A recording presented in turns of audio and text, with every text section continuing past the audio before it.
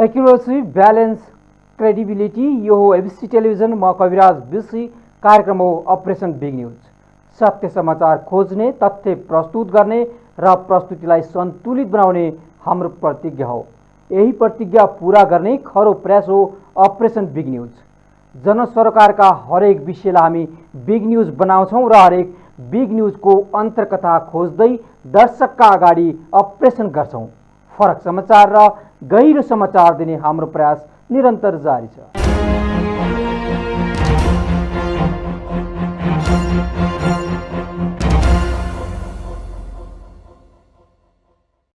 दर्शकवृन्द, 1.5 दशक भूमिगत जीवनमा नै कम्युनिस्ट आन्दोलनको प्रभावशाली नेताको रूपमा देखा परेका मदन भण्डारी 5 वर्षको छोटो सार्वजनिक राजनैतिक जीवनमा नै लोकप्रिय नेताको रूपमा स्थापित भए।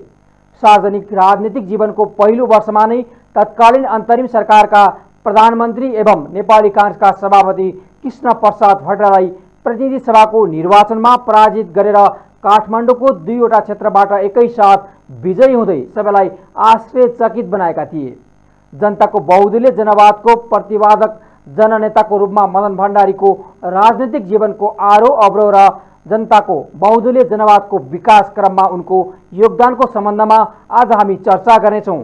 यसैगरी तत्कालीन नेकपा एमालेको निर्माण र तत्पश्चात पार्टी लगायत देशमै मदन भण्डारीले पुर्याएको वैचारिक तथा राजनैतिक योगदानको बारेमा चर्चा गर्नेछौँ कार्यक्रम बिग न्युजमा।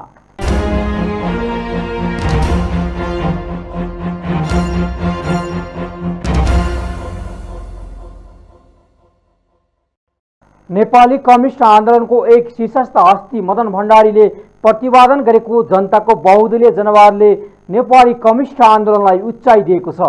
विगम सम्मत 2009 सालमा ताप्लेजुङको ढुङ्गे सागोमा जन्मिएका मदन भण्डारीको निधन 2050 साल जेठ 3 गते भयो। मदनको रहस्यमय जीव दुर्घटना केवल दुर्घटना मात्र नभई नियोजित हत्या हो भन्नेमा सबैको एकमत रहे पनि कसले हत्या गर्यो भन्ने अझै अनौत्तरित रहेको छ।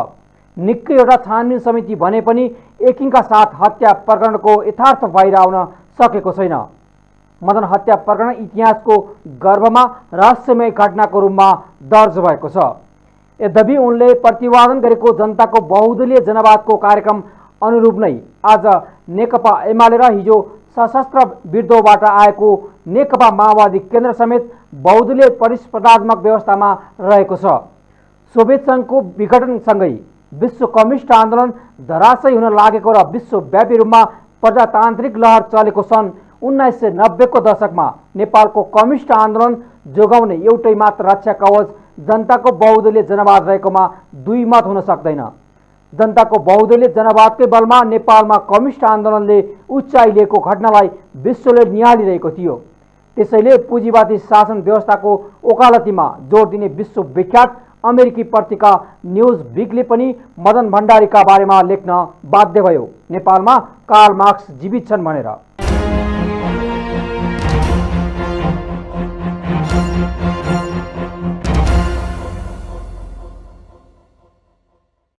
एउटा मान्छे मर्दा स्वास्नी विधवा हुन्छ र छोराले बरकी बार्छ।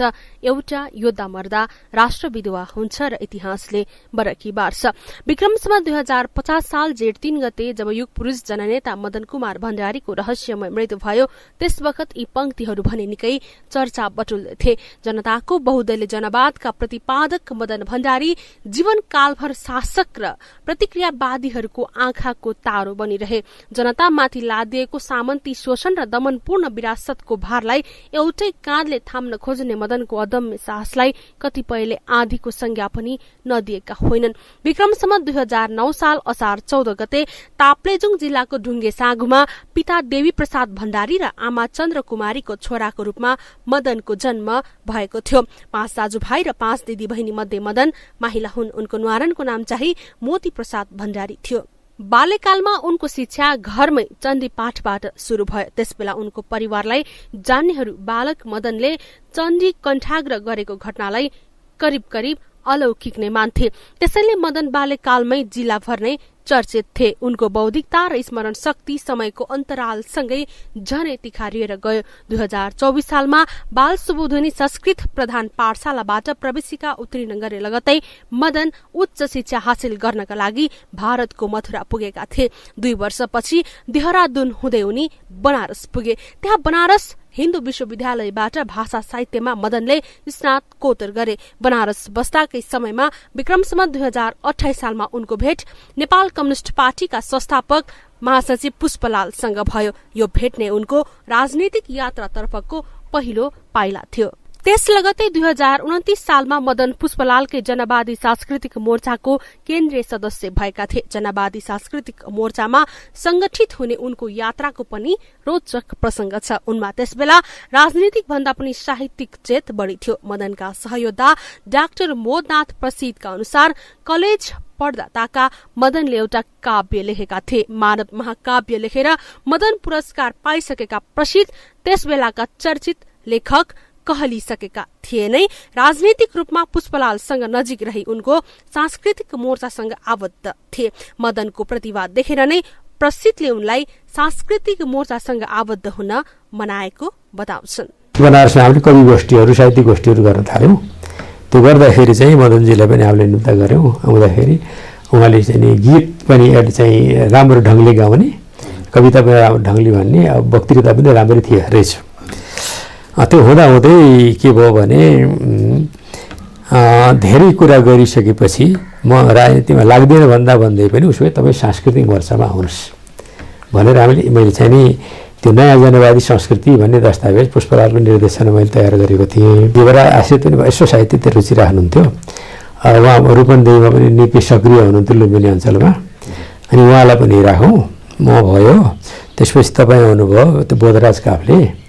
अनि त्यसपछि अरू 6-7 जना हाम्रो चाहिँ सांस्कृतिक मोर्चाको लागि साहित्य चाहिने साथीहरू। सांस्कृतिक मोर्चाको कार्यक्षेत्र नेपालको लुम्बिनी अञ्चलका जिल्लाहरू थिए। त्यसैले मदन पनि नेपाल आएर सांस्कृतिक अभियानबाट कम्युनिष्ट विचारको प्रचारमै सक्रिय रहे। पछि 2030 देखि मदन पूर्णकालीन कार्यकर्ता भएर राजनीतिमा होमिए। तर सक्रिय राजनीतिका लागि उनलाई केही पारिवारिक समस्या पनि थियो। तर प्रसिद्ध र जीवराज आश्रितले मदनको मोरङ इटहरा स्थित घरमै गएर उनका मातापितासँग समेत आग्रह गरी मदनलाई पूर्णकालीन राजनीतिमा ल्याउन सफल भए। भाषण, वक्तृता, गीत गायन होइन सबै प्रभावशाली भएको हुनाले अब जीवराजजी म गएर उहाँलाई चाहिँ सम्झाएको पहिले। र त्यो उहाँ चाहिँ अब मदन भण्डारी बनारस उहाँ वृन्दावनमा पढ्दाखेरि उहाँ गाउँघरमा देखिने अलिअलि प्रभावित हुनुभएको रहेछ।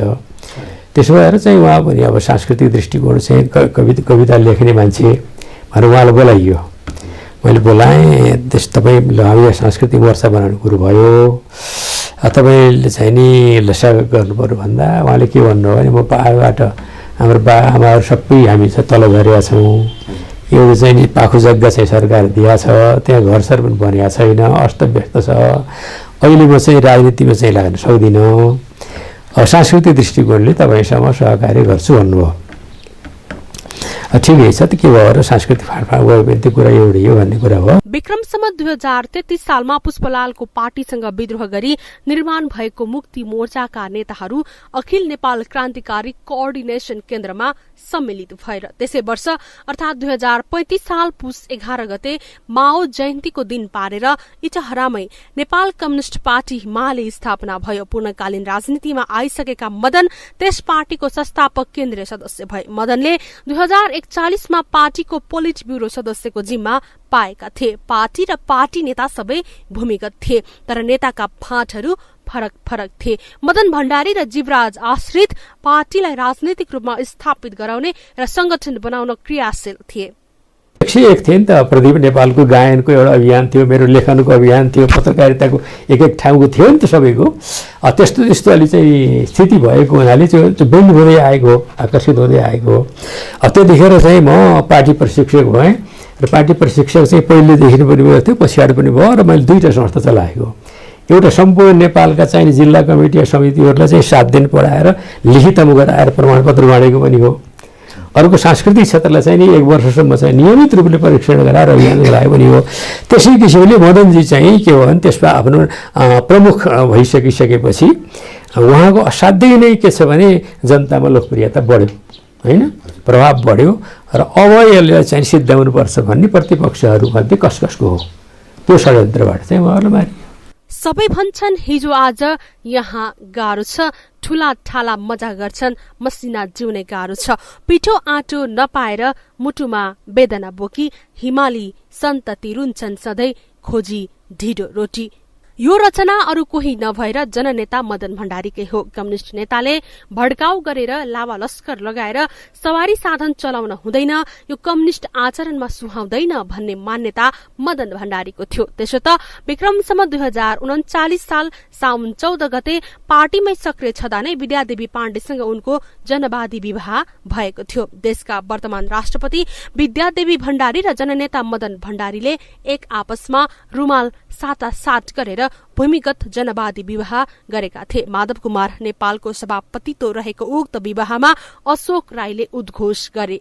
विद्याले मदनलाई माला लगाइदिन् अनि मदनले विद्यालाई सिन्दूर। जम्मा 150 रुपैयाँमा उनीहरूको विवाह सम्पन्न भएको थियो। मदन दम्पतिका 2 छोरी छन्, उषा किरण र निशा कुसुम। भूमिगत राजनीति र पञ्चायती शासनको चर्को दमनको बेला थियो त्यो। त्यसैले विवाहपछि पनि मदन र विद्या लामो समय सँगै बस्न पाएनन्। यता पार्टीभित्र मदनको भूमिका झन बढ्न थालेको थियो। पोलिट ब्युरो सदस्य भए पनि मदनका विचारहरू तत्कालीन पार्टी महासचिव झलनाथ खनाल लगायतका शीर्ष नेताले गम्भीरतापूर्वक लिँदै पार्टी निर्णयका रूपमा अगाडि बढाउन थालेका थिए। पञ्चायती निरङ्कुशता विरूद्ध लड्न र खुला प्रतिस्पर्धात्मक परिवेशको राजनीतिमा पार्टीलाई अघि बढाउन कमिटी सहमत भयो र बहुदलीय जनवादको बाटोमा अघि बढ्नका लागि पार्टीभित्र सामूहिक बहस शुरू भयो। यसै क्रममा 2045 सालमा सम्पन्न नेकपा मालेको 4औं महाधिवेशनले मदनलाई पार्टी महासचिव चुन्यो। अघिल्लो कार्यकालदेखि गृह कार्य भएका कामहरूले वैधानिकता त पाए नै जनताको बहुदलीय जनवादको सिद्धान्त प्रतिपादन गर्ने काम शुरू भयो। चुनावमा काठमाडौँको 2 ठाउँबाट त्यसमा पनि अब तत्कालीन प्रधानमन्त्री कृष्णप्रसाद भट्टराई सँग प्रतिस्पर्धा गरेर हैन, एक किसिमले भन्नुहुन्छ भने भूमिगतबाट अचानक चाहिँ बाहिर आएको नेता एकैचोटि चाहिँ के भन्दाखेरि कृष्णप्रसाद भट्टराई जस्तो त्यो पनि प्रधानमन्त्रीमा पदमा रहिरहेको नेतासित प्रतिस्पर्धा गरेर चुनाव जित्ने, त्यो पनि काठमाडौँका 2टा क्षेत्रबाट एकैचोटि चुनाव जित्ने जुन अवस्थामा उहाँ पुग्नुभयो र त्यो चुनाव प्रचारको क्रममा जनताको बिचमा उहाँ जानुभयो हैन, र उहाँले जसरी सम्बोधन गर्नुभयो, उहाँका आफ्ना विचार दृष्टिकोणहरू जनताको बिचमा सम्प्रेषण गर्नुभयो हजारौं बिचमा, त्यो उहाँको जुन त्यो भाषण कला, उहाँको दृष्टिकोण, उहाँको विचार सबै भन्नुपर्छ, खालि वाक्पटुता मात्रै होइन। उहाँसित भएको त्यो वैचारिक स्तर है, त्यो वैचारिक स्तर, वैचारिक क्षमतालाई, त्यो क्वालिटीलाई, त्यो उहाँको विशेषतालाई, क्षमतालाई उहाँले जनताको बिचमा प्रस्तुत गर्दाखेरि चाहिँ जुन ढङ्गको उहाँको कला, जनतामा प्रस्तुत गर्ने जुन कला थियो, त्यसले जनतालाई के आकर्षित गर्यो र हजार मान्छेहरू एकपटक मदन भण्डारीको भाषण सुनेपछि म पनि कम्युनिस्ट हुन्छु भन्ने एउटा वातावरण सिर्जना गर्यो। महासचिव हुने बित्तिकैदेखि मदनले पञ्चायत विरुद्धको संघर्षलाई निष्कर्षमा पुर्याउन नेपाली कांग्रेससँग मिलेर आन्दोलनमा जाने निर्णय सहित वाम मोर्चा गठनको अभ्यास थाले। कांग्रेस र वाम मोर्चाले 2046 साल फागुन चैतमा गरेको संयुक्त जनआन्दोलनले पञ्चायत ढाल्यो। 30 वर्ष निरङ्कुश शासन ढालेर स्थापना भएको प्रजातान्त्रिक परिवेशको खुशियाली मनाउन काठमाडौँको खुला मञ्चमा हजारौंको जनसागर जुटेको थियो। त्यही सभामा सगर्व घोषणा गरियो, अब सम्बोधनका लागि आउँदै हुनुहुन्छ नेकपा मालेका प्रवक्ता मदन भण्डारी। हजारौंको जनसागरले करतल ध्वनिसहित ताली बजाएर स्वागत गर्यो। यही बिन्दुबाट शुरू भयो मदनको खुला राजनीतिक जीवन। क्यामेरा पर्सन ध्रुव अधिकारीका साथमा एबीसी रिपोर्टर सपना थामी, काठमाडौँ।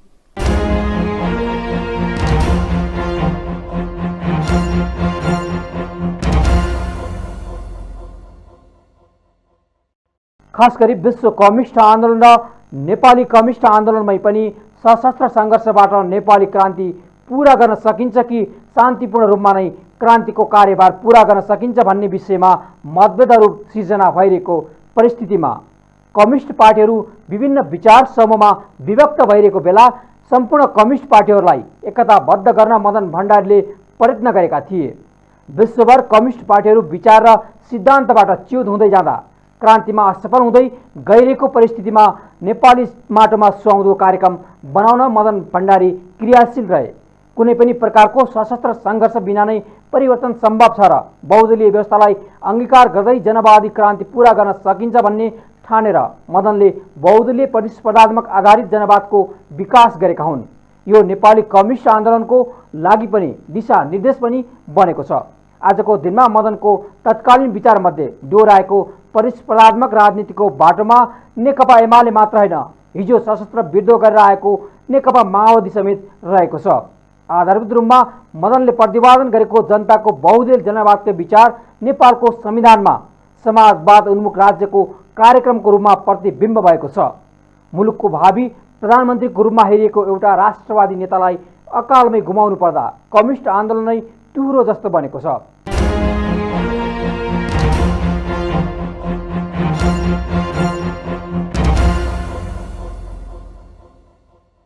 मदन भण्डारीको खुल्ला राजनीतिक जीवन मुस्किलले आधा दशक मात्रै रह्यो। 2048 सालको पहिलो संसदमा भण्डारीद्वारा व्यक्त विचार आज 3 दशक पुगिसक्दा पनि उत्तिकै सान्दर्भिक रहेका छन्।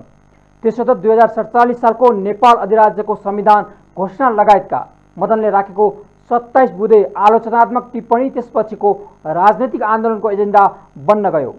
संविधानको स्रोत जनता हुनुपर्छ, मुलुक धर्मनिरपेक्ष हुनुपर्छ र राजा राजपरिवारको तजबिज हैसियत खारेज गर्नुपर्छ, सेना प्रतिनिधि सभाको अधीनमा हुनुपर्छ, सबै खाले मौलिक अधिकारको जगेर्ना हुनुपर्छ जस्ता 27 बुँदे उठाएको एजेन्डा थिए उनले।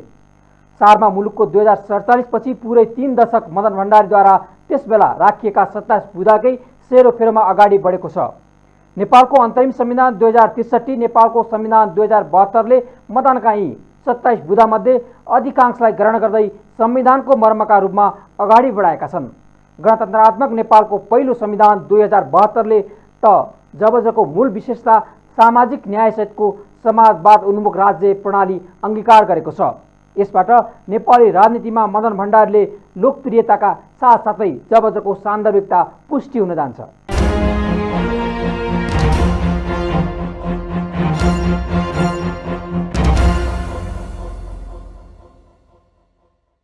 आन्दोलनको सफलताको लगतै बहुदलीय प्रजातान्त्रिक व्यवस्था अनुरूप आन्दोलनकारी दलहरूका प्रतिनिधि सहितको नयाँ संविधान तर्जुमा गर्न समिति गठन गरियो। समितिमा नेकपा मालेका तर्फबाट नेता माधव कुमार नेपाललाई पठाइयो। समितिले तोकिएको समयमै संविधानको मस्यौदा तयार पार्यो। नेपालको अधिराज्यको संविधान 2047 माथि नेकपा माले आलोचनात्मक समर्थन गर्यो। त्यसो त विक्रमसम्म 2047 सालको संविधानमा मदनले थुप्रै असहमतिका बुदाहरू सार्वजनिक गरेका थिए। त्यो संविधानलाई आलोचनात्मक ढंगबाट समर्थन गरिनुपर्ने भण्डारीको कथन थियो। यसले एकातर्फ नेकपा मालेलाई जीवन्तता दिइरहेको थियो त अर्कोतर्फ भण्डारीलाई देशको भावी प्रधानमन्त्री तथा राजनेताको रूपमा हेरिन थालिएको थियो। 46 सालमा नेकपा माले, नेकपा मार्क्सवादी, नेकपा मानन्दर, नेकपा बर्मा लगायतका चाहिँ त्यसमा निर्मल जमाले नेतृत्व गर्नुभएको पार्टी पनि थियो। त्यति बेला एकता केन्द्र के नाम थियो होइन, त्यो चाहिँ हेर्नुपर्छ, सरी मैले बिर्सेँ। जे होस् उहाँले नेतृत्व गर्नुभएको समूह समेतका वामपन्थी समूहहरूको एउटा चाहिँ नि वाम मोर्चा बनेको थियो। त्यो वाम मोर्चा बनेपछि काङ्ग्रेससँग वार्ता भएर अनि काङ्ग्रेस र कम्युनिस्टको बिचमा संयुक्त कार्यनीति बनेर पञ्चायत विरोधी आन्दोलन भएको हो। त्यसबेला माले महासचिव मदन भण्डारीले 2047 संविधानमा राखेको 27 बुँदे फरक मतकै कारण नेकपा एमाले अग्रगमन मार्फत गणतन्त्रसम्म पुग्न र कुनै बेला बृहत नेकपाको स्वरूप लिन सफल भएको राजनीतिक विश्लेषकहरूको ठहर छ। 2062-63 को दोस्रो जनआन्दोलनको सफलतापछि 2063 साल जेठ 4 गते घोषणा गरिएको नेपालको अन्तरिम संविधानमा त्यसबेला मदनले राखेका 27 बुँदा हुबहु समावेश गरिनुले पनि यो कुराको पुष्टि गर्छ। 2047 मा संविधानमा जारी भइसकेपछि संसदीय निर्वाचन घोषणा गरियो। त्यसअघि 2047 पुस 22 गते नै मनमोहन अधिकारी र सहाना प्रधान रहेको नेकपा मार्क्सवादी र नेकपा माले बीच एकीकरण भयो। एकीकृत पार्टीको नाम नेकपा एकीकृत मार्क्सवादी लेनिनवादी अर्थात नेकपा एमाले रह्यो। नेतृत्वमा अध्यक्ष मनमोहन अधिकारी र महासचिव मदन भण्डारी रहे। मदन 2048 सालको संसदीय निर्वाचनमा नेपाली कांग्रेसका तत्कालीन सभापति एवं अन्तरिम सरकारका प्रधानमन्त्री कृष्ण प्रसाद भट्टराईलाई परास्त गरी काठमाडौँ क्षेत्र नम्बर 1 बाट प्रतिनिधि सभा सदस्य निर्वाचित भए। यो नै मदनले जीवनमा लाभको पद लिएको एकमात्र अवसर थियो। 2048 को आम निर्वाचनमा एमाले 69 सीट जित्यो। पहिलो पटक संसदमा गएको एमाले नेपाली राजनीतिमा पहिलो पटक छाया सरकार बनाउने अभ्यास शुरू गर्यो। यससँगै एमाले प्रतिको जनताको आकर्षण त बढेको थियो नै, नेपाली कम्युनिस्ट आन्दोलन र नेपाली राजनीतिमा मदनको उचाइ तीव्र गतिमा स्थापित हुँदै गइरहेको थियो। विक्रमसम्म 2036 सालदेखि नै मदनले पार्टीभित्र चमत्कारिक उपस्थिति देखाउन थालेको नेताहरू बताउँछन्। 2036 साल असोजमा मदनले पहिलो पटक एउटा प्रस्ताव अघि सार्दै भनेका थिए, राजतन्त्र नै सामन्तवादको प्रतीक हो र कम्युनिस्टको प्रमुख शत्रु राजतन्त्र नै हो। उनले नेपाली कांग्रेसलाई मात्र होइन, तत्कालीन समयमा राजालाई श्रीपेच खुकालेर खुला निर्वाचनमा आउन हाक दिएका थिए। समयक्रममा मदनले देखाएको बाटोबाटै मुलुक गणतन्त्रमा पर्दारोपण भयो। यो संविधानलाई हामी आलोचनात्मक समर्थन गर्छौं भनेर अभिव्यक्त गरेका छौं। आलोचनात्मक समर्थन गर्छौं भन्दाखेरि हाम्रो मुख्य भनाइ के हो? हाम्रो भनाइ के हो भने यो संविधानमा जुन प्रजातान्त्रिक अधिकारका प्रावधानहरू राखिएको छ तिनीहरूलाई हार्दिक रूपमा समर्थन गर्नुपर्छ र तिनीहरूलाई प्रयोग गर्दै अगाडि बढ्नुपर्छ। दोस्रो, यो संविधानमा केही यस्ता धाराहरू राखिएका छन् जो उपयुक्त छैनन्। देशको राजनीति जनताको जीविका पार्जन प्रति मदन भन्ने गर्थे। जनताको भोगप्रति, रोगप्रति र स्वतन्त्र पूर्वक बोल्ने, लेख्ने र विचार अभिव्यक्तिका लागि प्रजातान्त्रिक पद्धतिका शासकहरू हार्दिकतापूर्वक नतमस्तक हुनुपर्छ। जनताको बहुदलीय जनवाद भनेको जनतालाई गोली नठोक्ने मात्रै होइन, जनतालाई फाँसीको सुलीमा नचढाइनु मात्रै होइन। राजा मान सम्मानलाई उपभोग गर्दै किनारामा बसिबक्सियोस् महाराज, हात नलम्काइ बक्सियोस्, आँखा नचम्काइ बक्सियोस्, आफ्ना सन्न मुसन्नहरूलाई नचलाइ बक्सियोस्। यसले सन्न मुसन्नहरूलाई नै अगाडि लिएर आउलियो भने महाराजले नै श्रीपेच उतारेर सिंहासनमा राखेर मैदानमा नेता भएर आउनु पर्यो, ताकि प्रतिनिधित्व गर्न सकियोस्। मदन भण्डारी भाषण कलामा निपुण नेता त थिए नै, त्यतिकै दूरदर्शी पनि थिए। त्यसको झल्को तत्कालीन प्रतिनिधि सभामा उनले विवादास्पद जनकपुर सन्धिको विरोध र राष्ट्रियता एवं देशभक्तिका ओजपूर्ण विचार व्यक्त गरेबाट पुष्टि हुन्छ। 2-3टा कुरा चाहिँ उहाँको सिक्न लागेको कुरा के थियो भने, पहिलो उहाँ अध्ययनशील हुनुहुन्थ्यो। दोस्रो, उहाँको अध्ययन गर्ने तरिका चाहिँ के थियो भने सृजनात्मक थियो। किताब त जम्मैले पढ्छन्, त पढेर के निष्कर्ष निकाल्ने भन्ने कुरा चाहिँ फरक कुरा हुन्छ। उही कुरा अल्बर्ट आइन्स्टाइनले भन्थे क्या, म उही किताब उही कुरा पढ्छु, पटक पटक दोहोऱ्याएर पढ्छु, तर पुरानो निष्कर्ष होइन कि नयाँ निष्कर्ष निकाल्नको लागि। मान्छेले उही पढेर उही निष्कर्ष निकाल्नु त केही अर्थ भएन। नयाँ निष्कर्ष निक्ल्यो भने नै नयाँ चिज त दुनियाँ अगाडि बढ्छ नि। मदन भण्डारीको पठनमा के थियो भने उहाँ चाहिँ त्यसलाई सृजनशील रूपले चाहिँ व्याख्या गर्नुहुन्थ्यो, आफ्नो कन्टेक्स्टमा, आफ्नो देशको सन्दर्भमा। त्यो उहाँको अध्ययन गर्ने कुराहरू राम्रो थियो। दोस्रो, उहाँको लेखन राम्रो थियो। तेस्रो, उहाँको भाषण राम्रो थियो, वक्तित्व पनि उहाँको त्यत्तिकै राम्रो थियो। तर त्यही रूपमा सङ्गठनको क्षमता चाहिँ त्यति रूपमा थिएन। फेरि हुन्छ नि, मान्छेका लिमिटेसन हुन्छ नि। सङ्गठन गर्ने कुरामा केही कमजोरीहरू थिए, तर लेखनमा, भाषणमा, उहाँको के अरे अध्ययनमा, तर्कशीलतामा उहाँको त्यो अद्वितीय क्षमता थियो, तार्किकता क्या। आम जनताको जनजीविका, राष्ट्रियताको पक्षमा र सामन्तवादको प्रतिनिधि स्वरूप उभिएको राजदरबार विरुद्ध मदनको आक्रामक सम्बोधनले मुलुकभरको वाम झुकाव युक्त जनमत मात्र होइन, मध्यम वर्गीय जनतालाई समेत नेकपा एमालेको विचार नजिक पुर्यायो। यता पार्टीगत तवरमा भने 2049 माघमा नेकपा एमालेको 5औं महाधिवेशन सम्पन्न भयो। महाधिवेशनले जनताको बहुदलीय जनवादलाई आधिकारिक रूपमा पार्टीको नीति र कार्यदिशा बनायो। मदन भण्डारीको चाहिँ त्यहाँ धेरै ठुलो योगदान रहेछ भन्ने कुरो पछि थाहा पाइयो र त्यो महाधिवेशनमा महासचिव कसलाई बनाउने भनेर भन्दा झलनाथजीले मदन भण्डारीको नाम प्रस्ताव गरेपछि म लगायत हामी तमाम साथीहरू जब त तपाईँको 49 सालमा 5औं महाधिवेशनमा भयो, 5औं महाधिवेशन आएर भयो होइन, जो आयो कार्यक्रमकै नामै बदलियो हामीले। त्यति बेला कार्यक्रम नाम नयाँ जनवादी कार्यक्रम नै थियो, तर त्यो नयाँ जनवादी व्यवस्था जुन लागू गरिन्छ त्यो बहुदलीय प्रतिस्पर्धामा आधारित हुन्छ।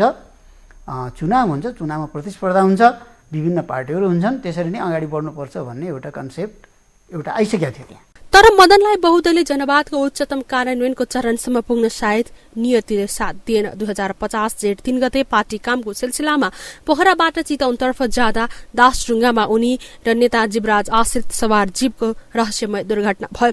त्यस लगतै देशभर विरोधमा उत्रिएको जनसागरको दबावमा दुर्घटनाको छानबिन गर्न माग भयो। एमाले नेता केपी शर्मा ओली नेतृत्वको छानबिन समितिले दुर्घटना भवितव्य नभएर नेताद्वयको हत्या नै भएको निष्कर्ष निकाल्यो। त्यसयता 27 वर्ष बिते। तर मदनजीको चाहिँ प्रभाव बढी भयो होइन। त्यो एकदमै प्रभावित भएर अगाडि बढिसकेको संस्था राम्रो भइसकेको बेलामा अब चाहिँ अर्को चाहिँ कोही तत्त्वहरूले मदनजीलाई चाहिँ जीवराजजीलाई, जीवराजप्रति त उहाँको केही पनि थिएन होला, मदनले चाहिँ अब सिद्ध्याउने भयो भन्ने जस्तो लाग्यो। मदनको साह्रै धेरै प्रभाव भयो, यसलाई सिद्ध्याउनुपर्छ भन्ने बारेमा दरबारबाट भयो कि अरू दलबाट भयो कि त्यो कुरा अहिलेसम्म कसरी किटान गर्न सकेका छैन। अरू मुलुकले भएको भए गहिरो चाहिँ विश्लेषण गरेर निकाल्ने थियो होला, यहाँ अहिलेसम्म निष्कर्ष भएको छैन। तर मदनलाई बहुदलीय जनवादको उच्चतम कार्यान्वयनको चरणसम्म पुग्न सायद नियतिले साथ दिएन। 2050 जेठ 3 गते पार्टी कामको सिलसिलामा पोखराबाट चितवनतर्फ जाँदा दासढुङ्गामा उनी र नेता जीवराज आश्रित सवार जीपको रहस्यमय दुर्घटना भयो। त्यस लगतै देशभर विरोधमा उत्रिएको जनसागरको दबावमा दुर्घटनाको छानबिन गर्न माग भयो। एमाले नेता केपी शर्मा ओली नेतृत्वको छानबिन समितिले दुर्घटना भवितव्य नभएर नेताद्वयको हत्या नै भएको निष्कर्ष निकाल्यो। त्यसयता 27 वर्ष बिते। पटक पटक नेकपा एमाले सरकारमा पुगेको छ, 4 पटक सरकारको नेतृत्व समेत गरेको छ, तर यो हत्याकाण्डको रहस्य अझै खुल्न सकेको छैन। नेपालमा नेता को भन्दा राजा भनिन्थ्यो नि, तर राजाभन्दा ठुल्ठुलो मान्छे पनि थिएनन् र त्यसो भएको हुनाले के हो भने नेता चाहिँ के छ भने एकचोटि आउँछ, आएर चाहिँ ऊ बहुचर्चित हुन्छ र मानिलिनुहोस् कि अहिलेसम्म मदन भण्डारी भयो भएदेखि मदन भण्डारी त्यही किसिमले माथि जानुहुन्थ्यो वा जानुहुन्न थियो, त्यो त अरूको सबैको हात हुन्थ्यो नि त होइन।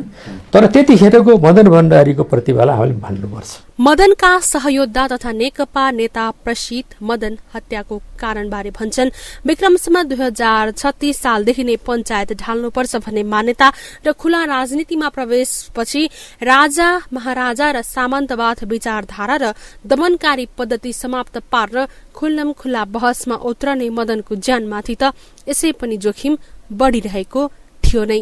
मदन औद्योगिक युगमा प्रवेश गर्नुभन्दा पहिले जानुभयो हैन। हजुर, उहाँले जनतामा चाहिँ आफ्नो प्रवचनबाट, उदाहरणबाट, आफ्नो चाहिँ कुशलताबाट हैन, संगठनात्मक क्षमताबाट त्यो प्रभाव, त्यो संगठनात्मक पक्ष थियो, त्यो पार्टीलाई बलियो के अरे विस्तार गर्ने कुरो थियो। बहुदलीय जनवाद त भनिराखिएकै छ, तर अब हाम्रो के जानु पर्यो भने नेपालको सम्पदा के कस्तो छ। सम्पदामा चाहिँ जलस्रोत ठुलो हो कि वनस्रोत ठुलो हो कि पर्यटन ठुलो हो कि कृषि ठुलो हो कि खनिज तत्त्व ठुलो हो कि निष्कर्ष निकाल्नु पर्यो नि त।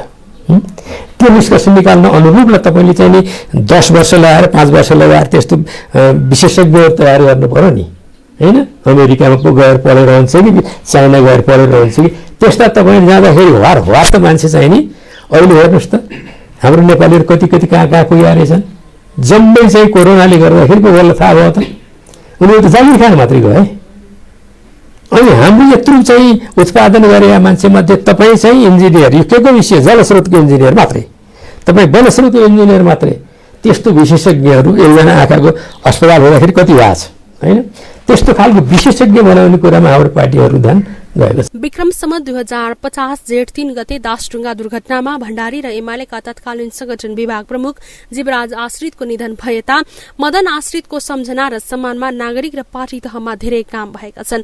नेकपा एमालेको संस्थागत निर्णयबाटै मदन आश्रित स्मृति प्रतिष्ठान सञ्चालन भएको छ भने मदन भण्डारी फाउन्डेसनको शाखा देशभर पार्टीको समानान्तर कमिटी चाहिँ गरी विस्तार भएका छन्। भण्डारीकै नाममा खुलेका प्रतिष्ठान, शिक्षालय, बाटोघाटो, प्रतीक्षालयका नाममा सरकारका तर्फबाट पनि वर्षेनी करोडौं रकम विनियोजन हुँदै आएको छ। नेकपा एमालेको मार्गदर्शक सिद्धान्त पनि बहुदलीय जनवादकै जगमा बनेको छ। मदनले जनताको बहुदलीय जनवाद मार्फत परिकल्पना गरेको समाजवादसम्म पुग्न अझ धेरै बाँकी छ। वर्तमान सरकारले पनि आफ्नो नीति तथा कार्यक्रम समाजवाद उन्मुख भनेर अगाडि सारेको छ। अबका दिनमा पनि मदनले कोरेको मार्गचित्रमा नेकपा एमाले अघि बढ्नुको विकल्प छैन। भलै विश्व परिवेश र समय अनुसार जनताको बहुदलीय जनवादमा समयानुकूल परिमार्जन गर्दै अझ उन्नत बनाउनु पर्नेछ। क्यामेरा पर्सन ध्रुव अधिकारीका साथमा एबीसी रिपोर्टर सपना थामी, काठमाडौँ।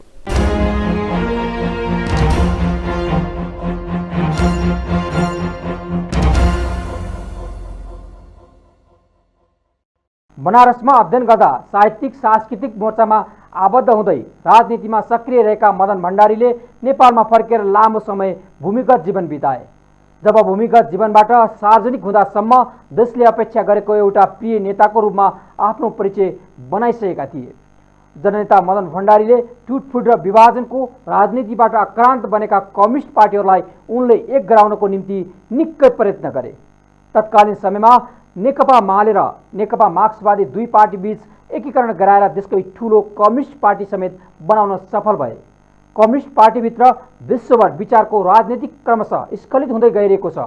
कम्युनिस्ट पार्टीलाई लोकतान्त्रिकरण गर्दै प्रतिस्पर्धात्मक उत्तिकै समाजवादसम्मको यात्रा तय गर्ने जबजको लाइन ठिक ठाउँमा रहेको छ।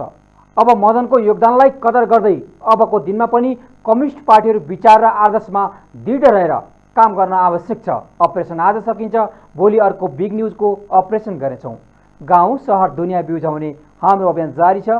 तपाईँ एबीसी न्युज हेर्दै गर्नुहोला। नमस्कार।